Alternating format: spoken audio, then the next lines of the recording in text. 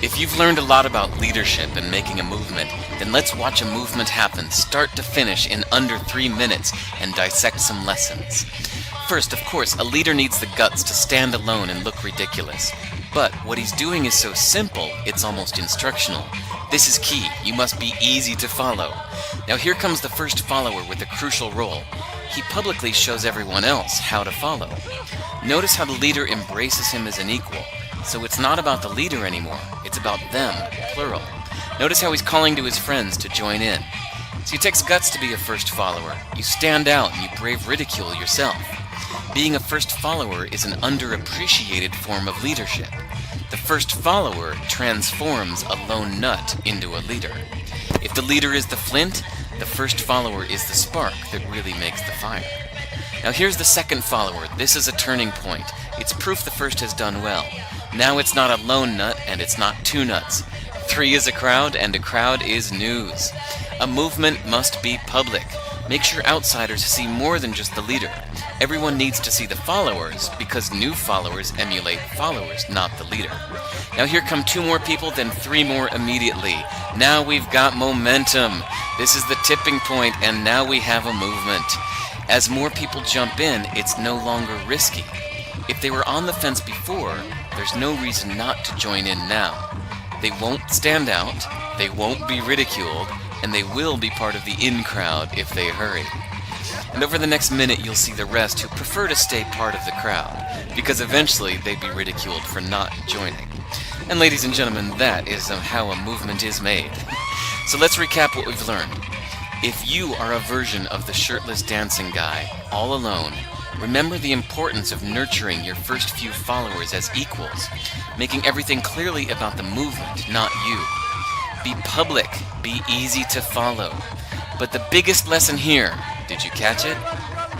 Leadership is overglorified. Yes, it started with the shirtless guy, and he'll get all the credit, but you saw what really happened. It was the first follower that transformed a lone nut into a leader. There's no movement without the first follower. See, we're told that we all need to be leaders, but that would be really ineffective. The best way to make a movement, if you really care, is to courageously follow and show others how to follow. When you find a lone nut doing something great, have the guts to be the first person to stand up and join in.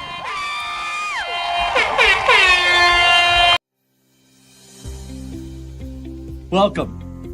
Are you ready to unlock your full potential and empower your organization for success? Are you facing challenges that are hindering your organization's growth? We offer experience consulting and training solutions to help you overcome obstacles and achieve sustainable success. We're passionate about helping organizations like yours achieve remarkable results. Now, we specialize in an assortment of training development, and we also offer customized training solutions for you personally and for your organization. I believe why we do what we do and the way we do it is important. It not only defines us, but ultimately our contribution to everything that we do. No person can ever achieve anything great or long-lasting all alone. So teamwork goes hand in hand with everything that we do, because life is about people and it's for people. It's all about bringing out the best within each one of us. To learn more about us, check out our website at reynoldsconsulting.ca or contact us today for a free consultation to discuss your specific needs. Well, all right, everyone. How you doing this morning? One of the things I always like to do is have a lot of fun. We like to raise the oxytocin in any of the webinars that I'm actually doing. So great to have you here. I know just a few of you are just getting ready and just kind of signing in. So we got a few people just running a few minutes behind. Very constant, I'm sure, just in leadership. That's something that you guys are all finding. I'm quite happy to have you guys actually all here with us around this. So anyway, right, let me get this thing whole started here. I'm going to start this a little differently.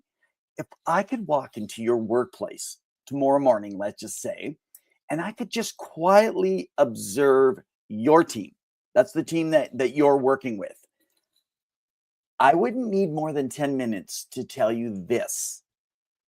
Whether you're leading or you're babysitting, I just kind of want you to sit in that, to decide whether you're leading or babysitting.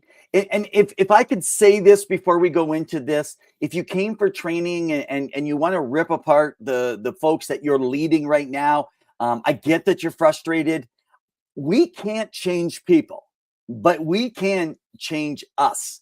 We can change our approach. We can change the culture through what we do and how we respond. And so let me give you a reality here. If you've ever walked out of a shift or a meeting or any of some of those one-on-ones and you're thinking, why is it so hard to just get people to do their jobs? You know, you got that thinking, you're not alone. You're not the only one that's there.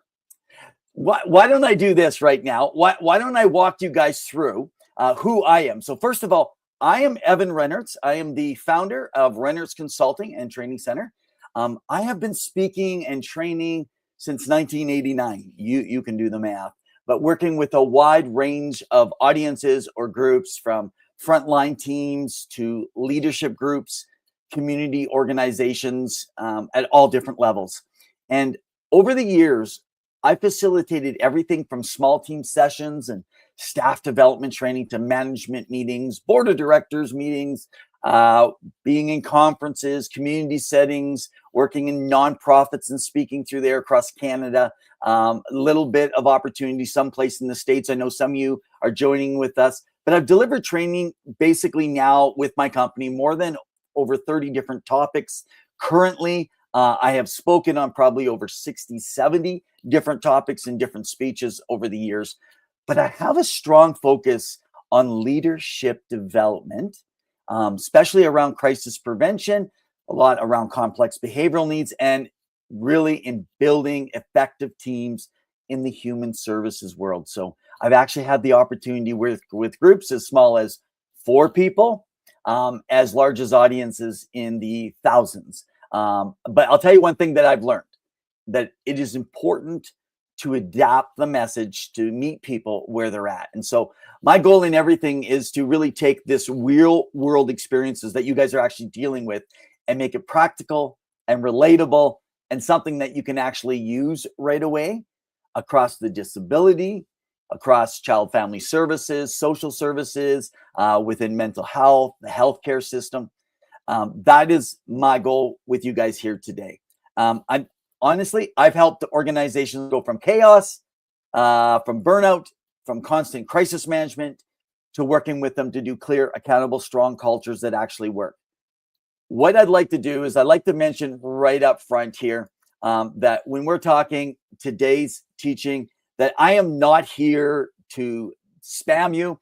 I'm here for some educational training with my company. There is no requirements. There will be no follow-up emails unless you initiate from this point on. Very different. So all I would ask is that you would share the content that you're hearing with others and give the credit over in this way, as this is a part of material that I actually do speak on and is copyright and part of my proprietary training. But yeah, so definitely we're going to get in just a moment here, but let me just speak on a few things a little bit more here, okay? I'm going to tell you something right now, that most of you do not have a staffing problem, okay? You do not have a staffing problem. You have a leadership ceiling problem. Now, don't fret. Don't take this as offensive whatsoever. It happens to every single leader that is out there, okay? So you have a leadership ceiling problem. So I know that you can't talk back, but I want you thinking, okay, how many of you right now feel like you're repeating yourself constantly? You feel like a referee instead of a leader, or like 80% of your energy goes to 10% of your staff. Yeah. Well, I don't see you. I see you and I hear you. I just like to thank all those for joining online. We got folks right from British Columbia, Alberta. We got some in Manitoba, quite a few of you over in Ontario, some of you down in California, as well as over in Florida and Missouri. So thanks, guys, for joining in. Again, feel free to share across wide, whether you've been pre-registered and you have the information that was set ahead of time, and or if you're jumping in right now on one of our social media streams as well. So, but again, thanks for joining in. Let me kind of take you back to one of the things that I guess that I'm looking at here, and that is the exhausted manager. That might be, you call yourself the exhausted leader, the exhausted coordinator, the exhausted director, but essentially you're exhausted. Let me give you a real world problem. In fact, I worked with a program manager. She was incredible. She cared deeply. She knew her policies. She always showed up. But every time that I would meet with her, she looked exhausted. And she said to me, listen, Evan, I feel like I'm running a daycare for adults. Hence, stop babysitting and start leading, and how to lift the lid on your team performance. That's where this idea originally had came from for me to develop. So she had one staff that was constantly late. Anyone out there? And by the way, you have a comment section. Feel free to comment in the section if there's something that stands out. A little engagement goes a long ways to know if I'm hitting the points that you're needing to hear today, anything along that line. But yeah, so she has this one staff constantly late. She has another staff gossiping. That's not new. And she has one staff who knew everything, but poisoned the room. She just kept trying to fix it.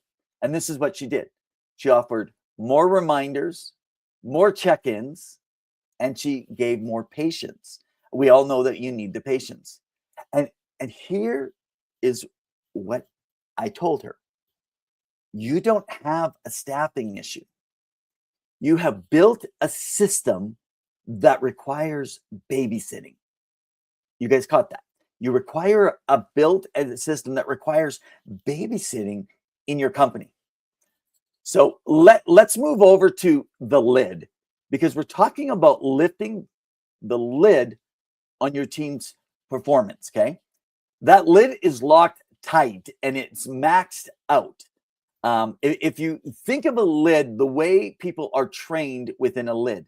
So the law of the lid, for example, there was an experiment was done with fleas. So they had them in a jar, and within that jar, the fleas would jump. They would automatically jump, and they would keep, and just for fun's sake, we'll just say they're little tiny flea heads. They would hit them on the top of that jar.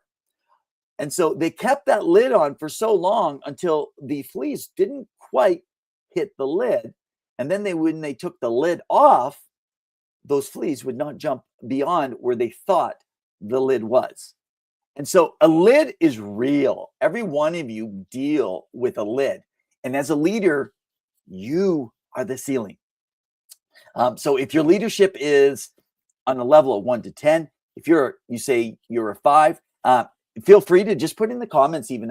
But by the way, I do just want to say, for some of you that are asking right now, we'll talk about a little later, I have what is called the 56-hour Thriving Leadership Program. Incredible pricing. You're not going to find this kind of pricing. Certified training. You get your level afterwards. It meets many standards across many organizations right across the United States and Canada. But you can take 4 different levels or take all 4 at any time and at any place. So you can check out the website. I'll talk about that a little bit later if you're choosing. But if your leadership is a 5, your team will never outperform a 4. So if you're putting your level at, say, 6, you're looking at a 5 is the max that you're going to be able to get out. So it's important that you as a leader have to develop yourself. Hence why continue training. Now, you cannot hire your way out of this thing.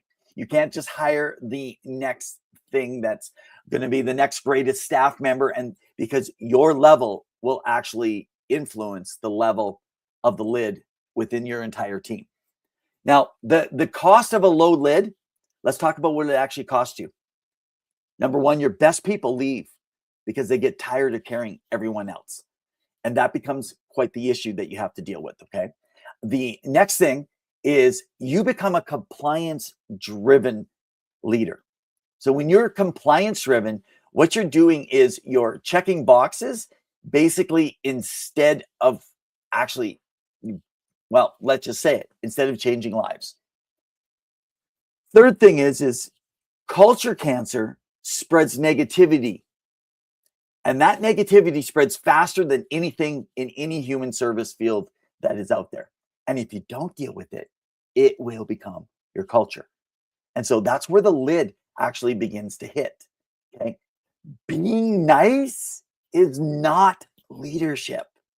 So being nice is not a leadership. Okay. Remember that.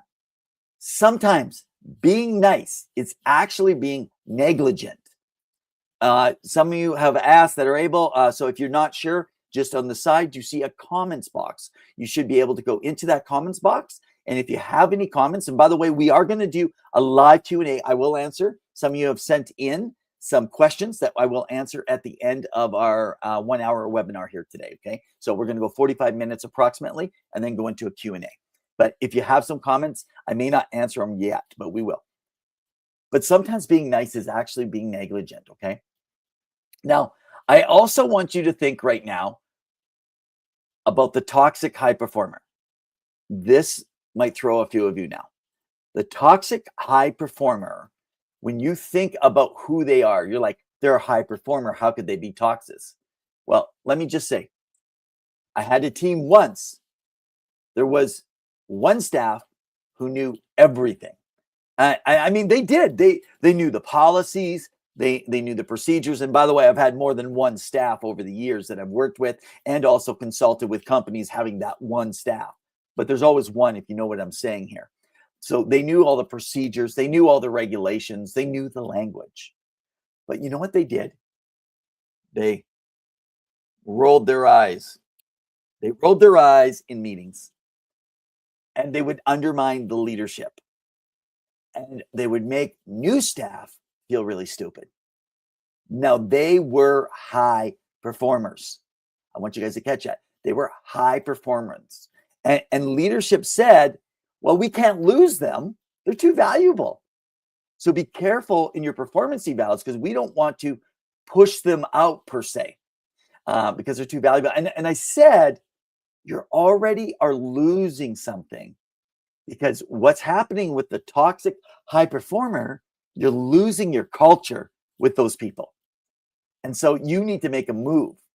Now, the thing that you got to recognize, let me take you to, and I'll put it up on your screen. Why don't I put it in a full mode so that you can see this a little bit better, okay? Competence versus values.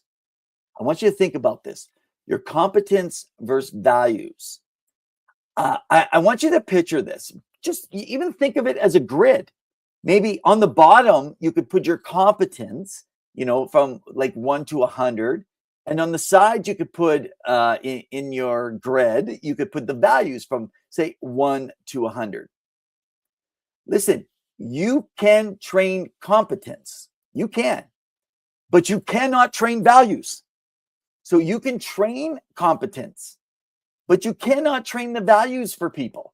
There's just no way that you're able to do that. So stop saying you have a bad attitude to people. And this is what you need to say instead. In the last 3 meetings, you rolled your eyes when everybody spoke or when others spoke. And that behavior violates our team agreement on respect. You actually will speak to this. You're speaking it with respect. You're speaking it with dignity as you're speaking to them, respecting that they have the qualities. And that's leadership because it's specific, okay? And then it's also understanding it's leadership, be specific, speak to the behavioral issues, and be clear. Be as clear as you can. Because when you tolerate toxic high performers, you are really telling your best staff, character doesn't matter anymore, anywhere. Okay, so I'm just gonna pull out really quick and pull it up on the screen so we can kind of just see here. So Patel, you said, good morning. I'm new to my role as a director and I struggle with not trying to be everyone's friends and too nice. Oh man, Patel, I hear you and I'm with you and I understand. We will talk a little bit more about that. All I can say is sometimes if you worked among them it's much more difficult because they look at you as a peer. In our course, one of the things that we try to do is we actually try to take staff and walk them through understanding that move into leadership, that leadership is influence. So John Maxwell has a great training. If you haven't heard of John teaches that leadership is influence, and it's something I believe strongly in and follow. It's that leadership is influence, nothing more, nothing less. If you turn around and no one's following, you're only taking a walk. So you're like, well, if it's on me, how do I manage that? Well, the truth is, you have to learn how to influence. And we do have an entire 2 days of training that we actually offer in that area. I'll just quickly go over. So Zill, hey Zill, how you doing? So was this toxic HP forced to attend? Could they have been excused from doing something that they were fully acknowledged about? Or if management knew this, or them to have conversation with them beforehand?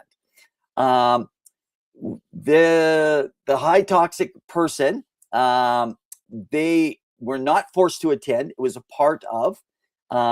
There is a lot of things that you could do. We'll go into some specifics in just a moment, basically around that question. So, but that's an excellent question we're talking about. But a lot of times people think that you're telling them that their character doesn't matter when it's all about the high performance person. So let's move over now to the shift, because you're going to have to make a shift in how you're handling things. So how do we stop babysitting? How do you stop babysitting people? So in that shift, in order to stop babysitting people, we have to stop managing tasks. Okay, this kind of gets kind of confusing because we lead people, we manage tasks. But here's what happens. We stop managing tasks and we start leading the outcomes. So we focus in on outcomes is what we're doing. And what we do is we take something that's called the ACE method. So A, C, and E. I'll actually take you through that. I have it actually on the screen here for you that you can actually follow through, okay? But we take the ACE method is a part of how we actually will do this. In the ACE method, the first thing that we look at is we look at the audit, okay? What you need to do is stop asking, did you do the task? First of all, staff members don't want to keep having someone over their shoulder hearing, did you do it? Did you do it? Did you take care of it? How that? So you have to stop asking that question. The audit, you stop asking the ask and you start asking, what was the outcome for the person we support? So the person in human services that you're supporting, or what was the outcome for the clients you were working with? It could be even if you're working, say, in a business sector that's dealing with sales.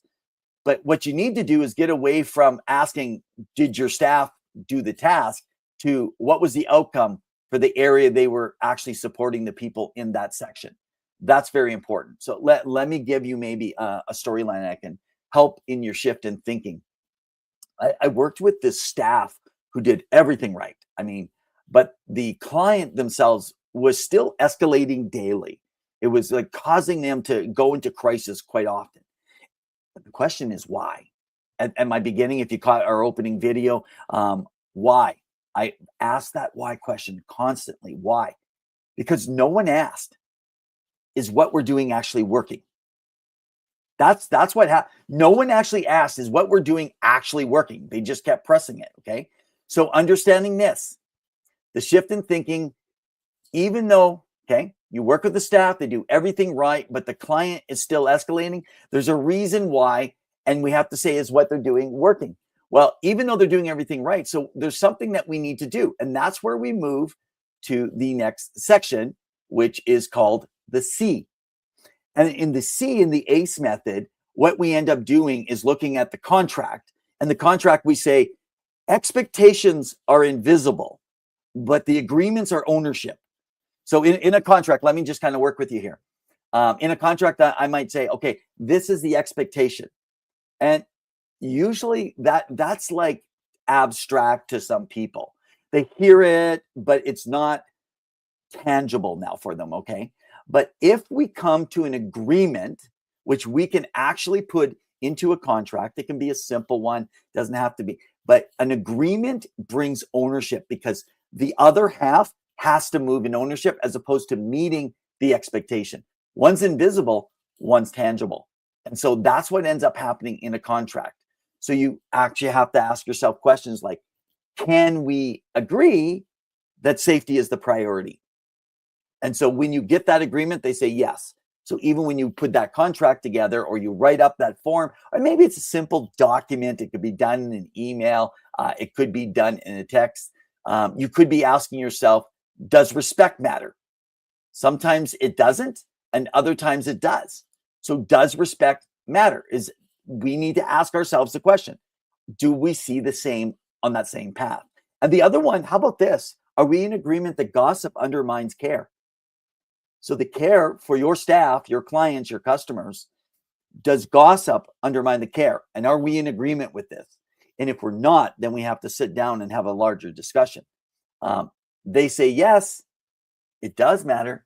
Now you're not actually enforcing the rules because you have an agreement where they're actually buying into the leadership now of that same group with it. So, hey, Lori, I see you down from, welcome from Los Angeles. Great to see you. But they say, yes, now you're not enforcing the rules. That's the great part if you can do it, because you're holding an agreement, not focusing on rules, and that makes a difference. So let me come to you to the C of the ACE method. The E, my apologies. So in the E, you would do the evaluate, okay? So in the evaluate part, when something goes wrong now in the evaluation, don't react emotionally. You diagnose. Very important. You have to. So when something goes wrong, you're not reacting emotionally. You actually have to diagnose. And there's something that you need to do, and you need to actually understand that there are 3 gaps, okay? And these 3 gaps are the skill gap. That's where if you have a gap in the skill, you train them. I never have an issue if people need more training. It's just a skill gap. And even when they take some training, they may need some more time to train more. To have a successful organization, to have top-end leadership, and to have the best leaders. I'm not looking for the highest performer, okay? Because they may have no character and they're toxic and they become the problem. And then you have the frustrated or the burnt out managers or leaders. I train them. That's one of the things that my company does, is that we offer lots of various trainings. So whether I'm focused out of Alberta, some of you are in, I see some of you guys are over in Burnaby, some of you are in the greater Vancouver area, some Kelowna. I see you guys down in Calgary and Lethbridge in Alberta, up in Edmonton, Surrey Park. Thanks to you guys, homies. I see you guys over in Saskatoon, see Nipawa, Manitoba, over in, we got Pickering in Ontario. So, hey, wherever you're from, I see a lot of you out of Los Angeles right now, a few of you in Florida. All of you, training is available. Don't mess up on the soft skill training and just leave it. Skill training is important. That's my little plug. But also it could be a resource gap. So often they don't have the right resources to get the job done. And that's a company's responsibility. So you as a leader need to represent your team to put the resources in there. And sometimes you might be that resource. Something as a leader I would do is I would provide material like I'm offering you right now. They didn't have to pay for it. They didn't have to do it. I had to resource myself. I had to learn. I had to grow, and I had to provide support as a resource person. And then the next part that you deal with is the will gap, where people actually make a decision in their own will to actually do something. So there's those 3 gaps. There's the skill gap, the resource gap, and then there's the will gap, okay? And if I can say this, hard truth, leaders, you cannot train will. You can't train will. It is not trainable whatsoever. Let me just give you another storyline. I love bringing it home a little bit more, if you would just bear with me with this. So I had a staff trained, they were supported, they were coached, but they still refused to follow through. Now, the manager that was giving them oversight kept trying.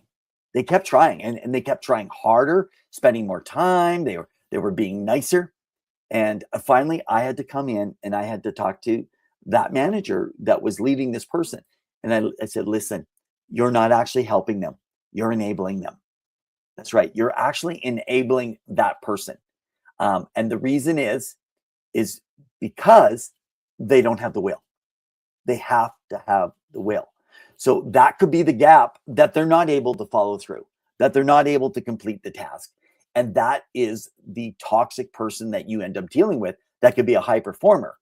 I know this can sound almost like an oxymoron because some of you have high performers, but the high performers are killing the culture of your team. They're killing the culture of your company, even at the highest level. Some of you are directors, executive directors, and you got people that are very close to you.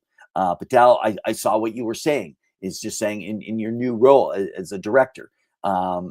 Sarah, I hear what you're telling me here. You're a director, and what you're finding is that you're constantly going back to the same things over and over. That's where the agreement pieces come in, okay?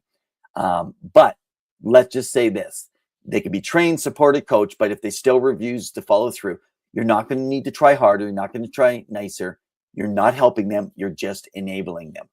I want you to catch this piece for me. Leadership is not a title, okay? It's a decision. Leadership is not a title. It is a decision. Every day of your life as you walk through, okay?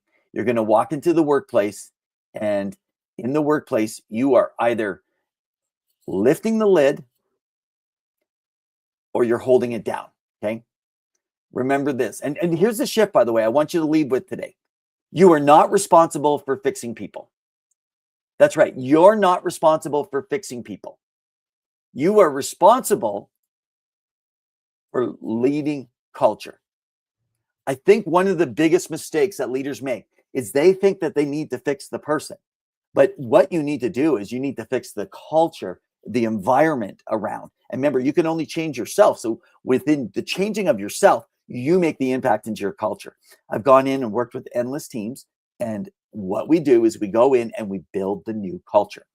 If that's something in some of you guys, as I got some of the notes, I have some of the text and I'm seeing things coming in, send me an email. After we're done here today, send me an email and just say, hey, I'm looking for a little more. Maybe we do a 1 hour consult is all we need to do to be able to lead you in that right direction. Maybe there's some team training we need to do, some focus. Maybe you need to put them through a thriving leadership program or something along there, okay? But if this is hitting home for many of you, now I go much deeper into a work through our leadership trainings. So often what we have is what I call the Thriving Leadership Program. Again, 56 hours of training. Each training, the first one is influential leadership. So we teach how to influence people. When people say, I can't, you know, yeah, you can. You can influence people. The other part is we go through, after the first 2 days, you can also go through what we call self-leadership. So there's another 14 hours of training in self-leadership. So we teach you how to develop and grow yourself. So when you learn how to influence and all the pieces and the practical tools to get there. So we take theory and put real feet to it.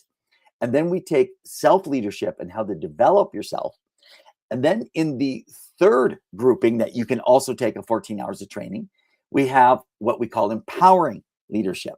So that's where we develop and empower other staff members that are working around you. And then the fourth one is built around resiliency, because you will face issues like we're talking about here. And each one, we will go through 10 to 12 modules. So an example would be this training you're having here today would be like a single module. And by the way, the training you're getting today is not even in any of the Thriving Leadership program. This is something that I'm doing on the side that will be going into a whole new training piece. So you're getting it for free right now before I actually start to package this piece together. It's just something I've been working on for a long period of time. But so definitely, you know, what you want to do, again, I want you to think about this, okay? Because you need practical, real world, no fluff teaching. That's very important. So I want to leave you with this. Who in your team, so if you're leading people, who in your team right now do you know is a will gap? So who would be a will gap right now on your team? So who is that person? They don't even have the will. Because can I be honest with you? That conversation is actually right now where your leadership actually begins. You know, if you let, I think what happens is we're like, we can work the will and we can train the will into them. And I just want you to know it doesn't actually work like that. Okay. So it's very important that you understand that around it. So I've got through some of the training a little bit earlier. We haven't had a lot. So you guys haven't done a lot of extra conversations. I want you to feel free to put it in if you want to. I do have some questions that have come up here that I can see that you guys have. I'm going to answer a few of them. And then if there's a few more that you guys have, this is your chance to actually work with this, okay? I want to shift a bit into a little bit of questions and answers. But before I do that, okay, what I want to do is I want to go back on our training, okay? And I'm going to take you through exactly what we started with here today, all right? So let's go back, open it up. So the first thing that we talked about, let's go back in. You're an exhausted manager. You're an exhausted leader. There is a lid. It's a team performance lid. And you need to find a way to lift that lid on your team performance.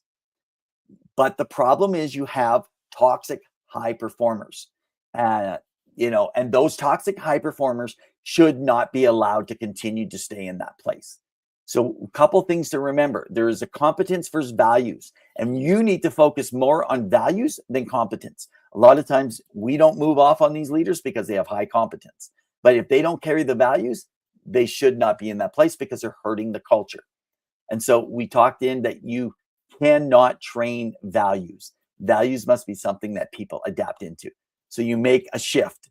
The shift, one of the things you'll do, is take the ACE method. The ACE method, where you actually do a quick audit, right? You look into it and you start asking the question, what was the outcome for the person that we actually support? And then from there, you actually go in and put together a contract. Don't focus on expectations. I used to do this all the time. I thought that would work great, but it doesn't. I need to come to an agreement in the ownership. And so I have to actually ask questions and evaluate through and not react emotionally. And I need to diagnose. So 3 gaps that you heard me speaking on the will, but understanding the different gaps to this, right? There is the skill gap that you're dealing with. There's the resource gap that you need to offer them. And then there is the will gap. Leadership is not a title, it's a decision. And that's your decision to make the right choices. So this does fall on you, okay? You are responsible for leading the culture of the group. And that's what brought me to sharing around the Thriving Leadership Program. All right, so I'm going to come back up onto the screen right now with everybody just for a moment here. And I'm going to basically, I've seen a few questions come in. I'm going to pull from some of the common challenges and comments that I'm hearing from leaders that are working in environments that are just like yours. I know some of you on here are in the healthcare. Some of you are in social services. Some of you are working in child and family services, family supports. Some of you are actually working in many of you working in the disability sector, especially in Canada, around it, and like yours. So, but before we jump into this, I do just want to say, sessions like today, I don't just do this once. So every 4 to 6 weeks, I try to run a free educational webinar. It's totally free. The only follow-up is going to be if you actually send me an email past this. So if you send me an email following up, and I'll explain that a bit, we focus on real practical, real world issues. So if I could just do this, I'm going to pull this back up and you can actually see as I add back to the stage here. Sorry, I just need to make sure if I could do this. There we go. I'm going to pull this off and pull this up. There we go. On the stage. So if you go to my actual website, you'll actually notice up here, we have all of our training courses, crisis prevention training that we can travel across anywhere and do the training for you. It's called the MAN system. It's a relational based approach to crisis intervention, de-escalation training. And then our Thriving Leadership Program.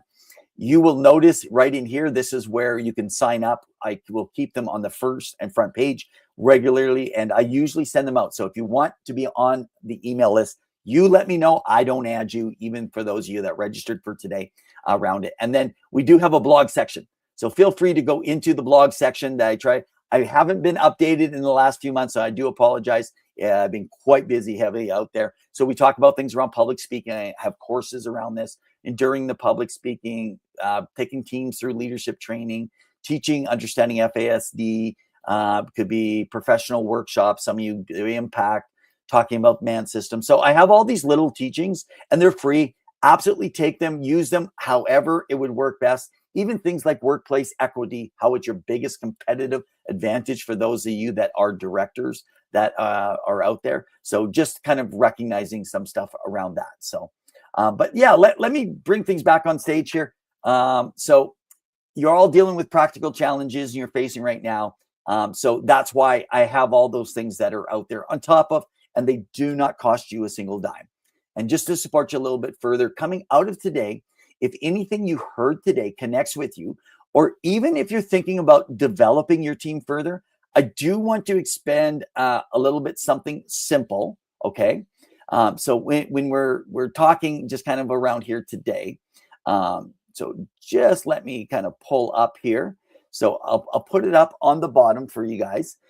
You can send an email here, okay, on today's webinar.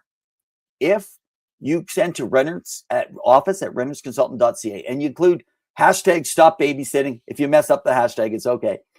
We'll extend a 20% discount on any and all training that is registered and paid for before May 15th.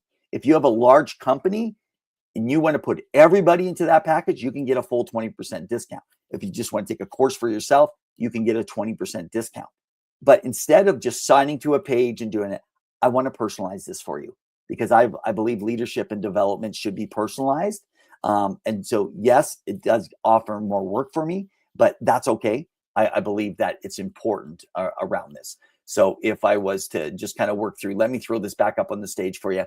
Just send an email, office@reynoldsconsulting.ca, okay, and include hashtag stop babysitting. You could take a screenshot if that actually helps you, just to remember the page. And I'll extend that 20% discount. I'll come back to it in a little while again, and I'll keep it going on the bottom ticker so you can see. Okay.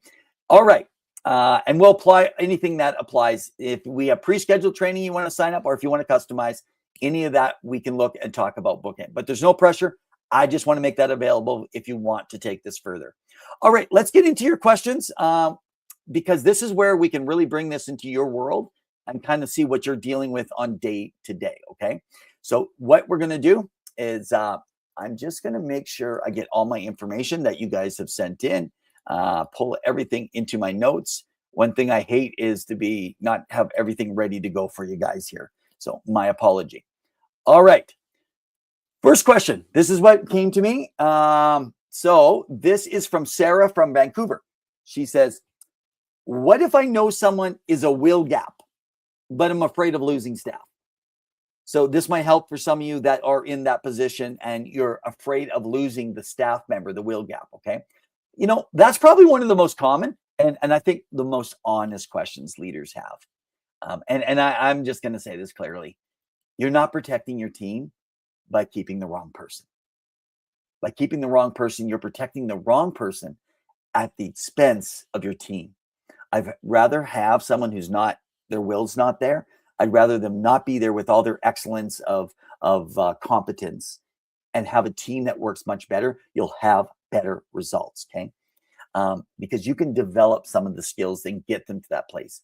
But in this case, what happens over time is your strongest staff start caring more, and they actually get frustrated because the will's not there for that person. And eventually they either disengage your team or they leave. So can I say this? The real question isn't, can I afford to lose this staff, Sarah? It's, can I afford the impact of actually keeping them? And this doesn't mean you jump straight to termination, okay? I think some people that's not what I'm talking about, please. What you still need to do, you need to clarify the expectations still, right? But from them, move to that expectation of the agreement. Are we in agreement on this and this and this? And then identify the gap. Is it the will gap? If it's a will gap, at some point, leadership requires a decision, not more patience. So great question, Sarah. If you have any more questions, just make sure you put them in the section on comments, and I will do my best to still be able to answer them. Let's come back again. So question 2. And this comes in from Tim, who's in Winnipeg, Manitoba. Hey, Tim, thanks, man. He says, how do I hold people accountable without creating conflict or damaging relationships? So he says, how can I hold people accountable without creating conflict or damaging the relationships? And that's Tim from Winnipeg, Manitoba. Hey, Tim, great question. I know all the questions are great, but this is where most leaders actually get stuck. And that is because they think accountability equals confrontation. But that's not true. It's actually the opposite. Clear accountability will reduce the conflict. Clear accountability. Accountability is not a bad thing. And actually, the more accountability, the best accountability is the staff member or the leader to their leader or their who's ever leading them to offer and be accountable to their leaders to be better. It reduces the conflict and it actually makes them better at what they do. See, what creates conflict is a vague expectation of them, your emotional reactions and other people's emotional, and then also inconsistency because it won't be consistent any longer. So when you lead with, say, a specific behavior, or even if you think about it and you actually get, I guess, when you get that clear agreement, what we're talking about, and you bring consistent follow through, it will remove the emotion from what you're dealing with. And that's one of the biggest things to emote. In fact, when people get upset, and I've had this, most people are pretty good. I will say this, I didn't recognize it till a little bit later in my career. I probably only caught this probably about 10 years ago, is that people would say to me, because I'd go in and I'd speak to things and I clarify things and come into these agreements and call things out. And at the end, they'd be thanking me. They're thanking me for corrections. And it's because of how you approach them. You're doing it for them, number one. And number two, you're doing it for the team. As long as you have the right motives, that's another part that's maybe not a part of what I normally would say, but your motive is very important. It actually removes the emotion from it. So instead of you need to improve your attitude, you'll say, hey, in yesterday's shift, Tim, you left early without even communicating. That actually breaks our agreement around the team coverage that we need. Totally different approach. It's like people saying, I disagree. And me saying, I don't know. I have a very different view. It takes the defensiveness down and it opens them up and gives them the ownership because it's not personal anymore. It's clear, it's fair, and it's grounded. And that's what's going to actually build trust, okay? It's not going to actually damage the trust around it. So, yeah, it's great. All right, let's go to another question. Keep the questions coming. I'll see how long I can continue to deliver on some of the questions for you guys. If you arrived a little bit later, I will put, some of you had asked you that they go, hey, you had this video on about someone being a follower and a leader that was some kind of dancing leader or something. I will put that on to end the actual webinar here today. So just know that it is coming. And again, just want to say thanks to all of you who actually have jumped on here today through some of the various social medias, those of you who have actually registered and followed up. And hey, guys, you have a while. I'm going to keep everything up on the social media pieces. If you want to come back, take some more notes, be able to use it for your actual teams and around. So, all right, let's go to the next question. Now, this question comes in from Lorraine, and she's in Brampton, Ontario. So welcome, Lorraine. So here's your question that Lorraine gives us. She says, what if I've already let things go for too long and now it feels too late to fix? Oh boy. Well, Lorraine, I can actually feel with you on this because I care what people think. I don't want to push. I want them to feel respected and I want to be respected. And so sometimes I will procrastinate that and I could end up with someone that I should have spent time with earlier and I let things go too long. And it has happened. So great question. Again, another one. But yeah, this is real. This is something people need to deal with. And I think a lot of leaders are actually sitting in that same spot. Now, here is the truth. It's not too late, but it will feel uncomfortable at first. See, because it will feel uncomfortable because when you shift your leadership, your whole team is actually going to notice the shift in your leadership. Okay. Don't go to your team. Don't tell them you're going to talk to this person. Just make your shift.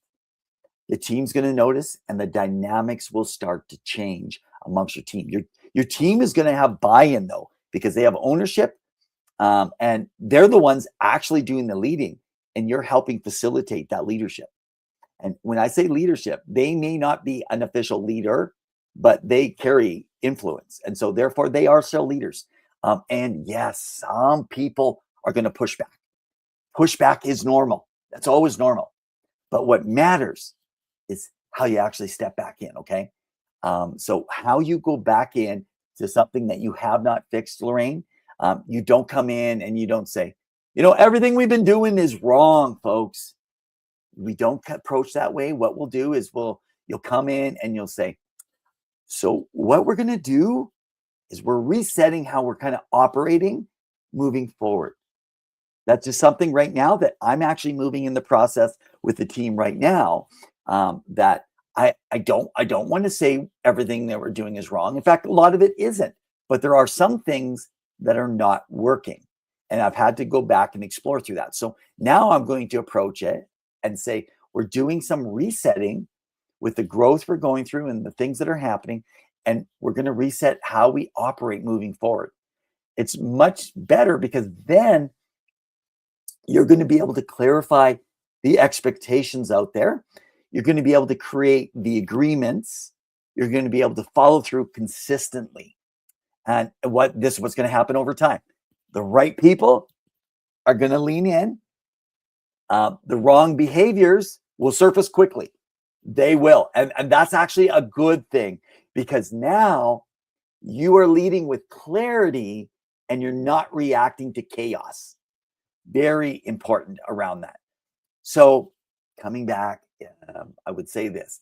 If you had to be honest with yourself, the question is, what gap are you avoiding right now? That's my question for everyone here. What gap are you avoiding right now? Okay. We're kind of coming now and getting ready to kind of come to a close. If you didn't get your question answered, and again, I've left the ticker at the bottom, feel free to reach out. I am always open to continuing this conversation, getting a little bit more in depth. Obviously, I'm limited to a certain amount of time. I'm not going to be able to sit and give you 30 minutes, an hour of just time, just any time of day. I just don't have that capacity. I wish I did. But if you want to talk a little bit in email, have a quick question, some things, I will do my best to be able to answer some of these things a little bit more in detail, or if you have a question a little bit for. But before we wrap up, I want to bring this back to really one simple idea, and I want you to get back to kind of remember on, okay? And that is simply this: leadership is not a title; it's a decision. Leadership is not a title; it is a decision. And so it's not a one-time decision; it's a decision that you make every single day when you walk into your workplace. And because every day you're either lifting the lid, okay, or you're holding it down. If you're holding it down, it's stopping the performance of your team if you're actually holding that baby down at the same time, okay? So you want to be careful. And here's a part that I really want to help you sit with. You're not responsible for fixing people. All right, folks, you're not responsible for fixing people here today. Your staff, what you are is you are responsible for leading culture.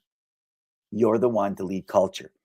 And if you are looking and you're needing to make those shifts, feel free to reach out to me. You can contact me at the email that's mentioned below. I also just, I'll actually just throw it up for those of you that if you need to reach out to me, up at the top right corner, I just put a QR code. So if you want, you can go in and scan that. That'll take you right to the website. In that website, you can email us, reach out to us. I'll send you an email back sometimes if we're really busy and we have a lot going on, I'm not able to get back as quick, but I try to do everything within 24 hours at minimum, even when I have full, 10, 12-hour training days. So at least to get a quick response saying, hey, let's set up a time to be able to do something together. But you are responsible for leading culture. And so that means what you allow matters. And what you walk past matters. And what you tolerate actually becomes the standard.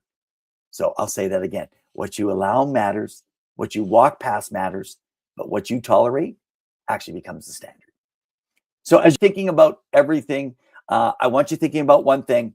Where's the lid on your team right now? And I think even more importantly, what are you going to do about it, folks? Because the shift that we talked about today, it doesn't happen in a training. It actually happens in a conversation. I love to come in and train your staff. I find a lot of times, so I provide online training, virtual online training for many of our courses, not everything, and which will be smaller groups because I want to be able to manage it. And so I can make sure everyone is fully comprehending the training material, that they will come back to their company and fully understand and be able to maximize. In-person training, I would suggest hire.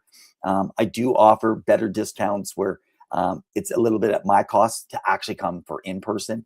But if you feel you need to do virtual online, we can make that happen too. And sometimes we can work with other companies in your area if it's outside of my area. So realize that I'm not just in Sherwood Park or within the Edmonton region of Alberta. I could be anywhere in Alberta, anywhere across Canada, come to even some of your places in the US, okay?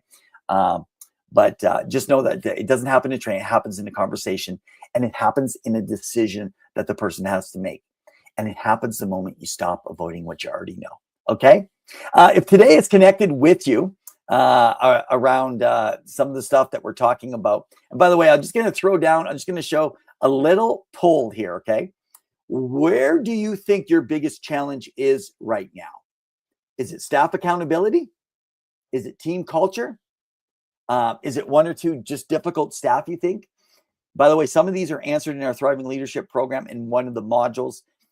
Again, if you take the whole 56 hours, there is actually almost 46 modules of training that are anywhere from 40 minutes to an hour of training for some of those. Or is it your own leadership consistency? You're pretty good, but you're not maybe consistent. So if you actually think through that, which one would it actually kind of stay on, right? Which one is it that you're actually dealing with when you're doing it? But yeah, so what's going to happen? Again, I want to remind you, I'm going to run sessions. So I've been asked if I would run these sessions every 4 to 6 weeks on a leadership topic. So keep your eyes peeled. If you got an email originally through my email send outs, then it will be available again to you. I will be putting the next together. If you have some specific training that you'd like to know in a free webinar, send it to me. Send it to my email. Now, if you're posting it, one of the things that I'd love you to be able to do is send it to my email, because then I know that you're taking the personal time that you want this specifically. And then I will be sure to consider from the list I have what I can actually put together for you. I love doing this material. Guys, I live for this. I live for changed cultures, changed work. I want to see companies do so well. If you got customers in sales, they shouldn't feel like they're a number. They should feel like they matter. They're the most important. I did sales early in my life when I was young, and I can tell you the world's changed and you feel like a number.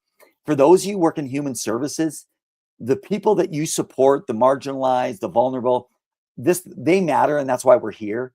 But incredible working teams make a difference, okay? So please plan to check in and join us in. So I will put some stuff out there and give you and share some additional tools.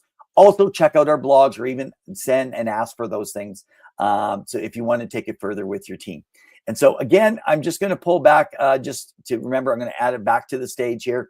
Just letting you know, same thing as is down in the ticker, 20% discount, any training. So all I need is an email, hashtag stop babysitting. Doesn't mean it's a leadership training. You could take crisis prevention. Maybe right now you're working on, and I'm going to give you a 20% discount. Our prices already are actually some of the lowest that you're going to find across North America, especially our leadership training. There's not a course of this quality and this material. I have trained endless people and teams and built up developed and brought in business managers, help people start companies. I've seen people become into management, become instructors and trainers and train the trainer. And I'm very fortunate, and I just want to share that with others. And so I give you a full, it meets all the standards, no matter where you are across Canada, throughout the United States. So I go through and make sure we meet all those standards so that it's credible and it's audible for your companies. And so again, whether it's boundary setting for your company, whether it's crisis prevention, whether you're actually working on complex behavioral, mental health, addictions, anything actually along that line. All right, folks. So it's been awesome. I have definitely appreciated everything that you're here today. Thanks for showing up. Thanks for doing the work and for being willing to lead, because strong teams don't happen by accident. They actually, you know why they're there? They happen because someone actually decided to lead. And that's all it was. All right. You guys have a wonderful one. Keep your ears open. Keep tied to our social media or pages. Check me out on LinkedIn. Go to our website. Watch for the next ones coming up. I hope to actually have it listed by tomorrow. So I'm going to have it up right away. I'm going to be heading out and not going to be available for about a week as I leave. I'm heading out of the country. But let's do this. Some of you asked, when I end, could I please end? And this was specific from some of you. Could I please end with the same video? You missed it early on. And that is a specific video called First Follower. Okay. Leadership lessons from the dancing guy. Guys, have a wonderful day. Thanks for joining in. If you've learned a lot about leadership and making a movement, then let's watch a movement happen start to finish in under 3 minutes and dissect some lessons. First, of course, a leader needs the guts to stand alone and look ridiculous. But what he's doing is so simple, it's almost instructional. This is key. You must be easy to follow. Now here comes the first follower with a crucial role.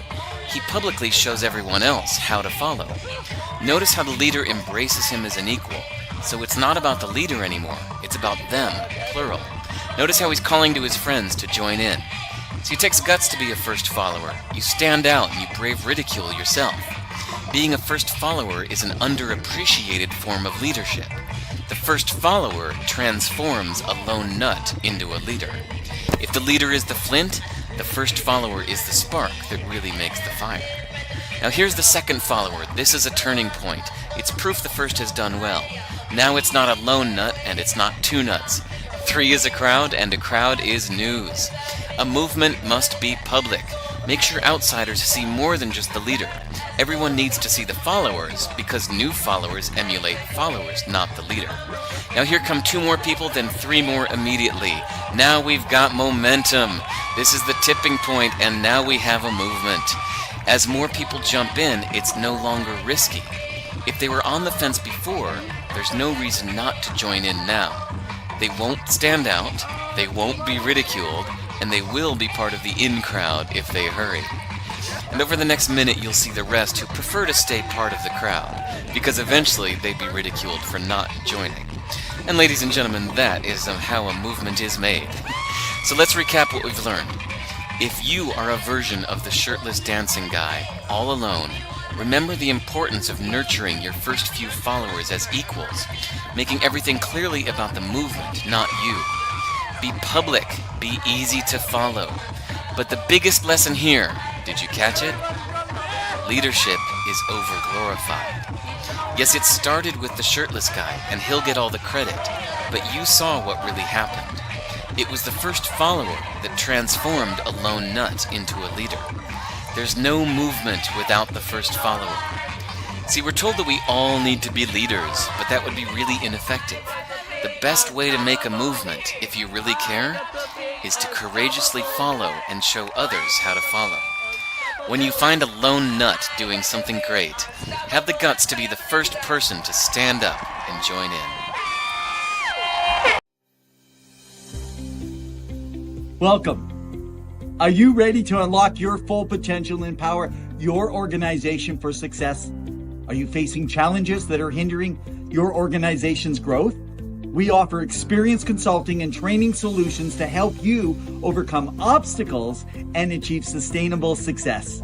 We're passionate about helping organizations like yours achieve remarkable results. Now, we specialize in an assortment of training development, and we also offer customized training solutions for you personally and for your organization. I believe why we do what we do and the way we do it is important. It not only defines us, but ultimately our contribution to everything that we do. No person can ever achieve anything great or long-lasting all alone.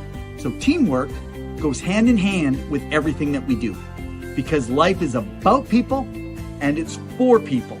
It's all about bringing out the best within each one of us. To learn more about us, check out our website at reynoldsconsulting.ca or contact us today for a free consultation to discuss your specific needs.